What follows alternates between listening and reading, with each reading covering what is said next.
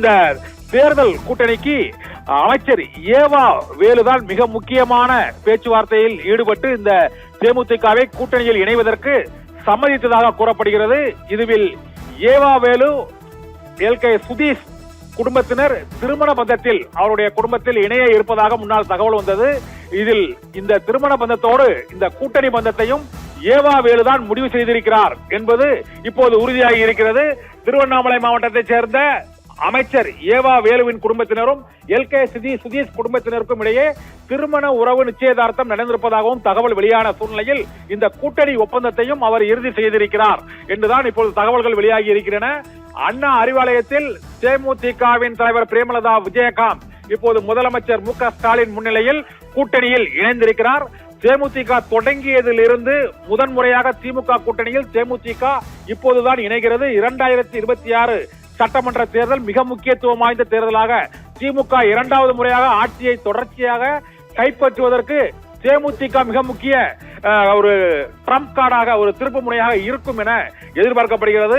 இதற்கு முன்னதாக 2011, 14 ஆகிய தேர்தல்களில் 16 தேர்தலில் திமுக ஆட்சிக்கு வருவதை தடுக்கும் சக்தியாக தேமுதிக இருந்தது 2016. 2026 திமுக இரண்டாவது முறையாக ஆட்சியை கைப்பற்றுவதற்கான முக்கிய திருப்பு முனையாக பிரேமலதா விஜயகாந்த் தேமுதிக இன்று திமுகவில் இணைந்தது ஒரு மிக முக்கியமான அரசியல் திருப்பு முனையாக பார்க்கப்படுகிறது.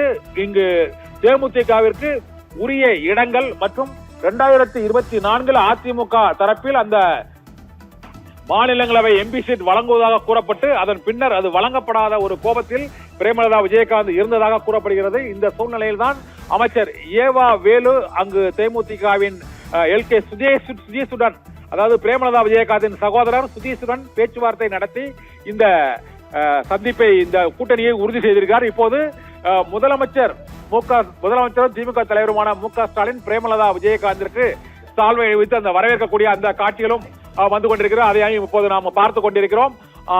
இதனால் திமுக கூட்டணியில் தேமுதிக இணைவது இந்த 2026 சட்டமன்ற தேர்தலில் மிக முக்கியமான ஒரு திருப்பு முனையாக கருதப்படுகிறது. இதற்கு முன்னதாக 2016 ஆண்டு மக்கள் நல